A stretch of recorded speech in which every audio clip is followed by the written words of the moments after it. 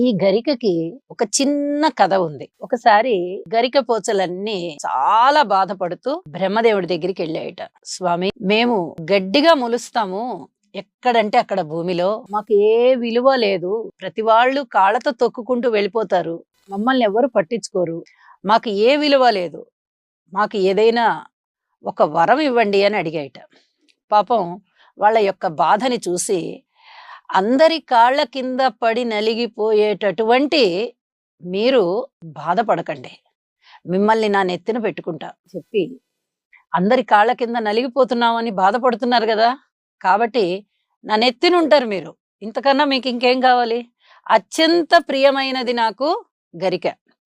గరికెతో ఎవరు నాకు భక్తి ప్రపత్తులతో పూజ చేస్తారో వాళ్ళు కోరిన కోరికలు నేను తీరుస్తాను. కాబట్టి మీరు బాధపడకండి అని చెప్పి ఆ గరికలకి వరం ఇచ్చట.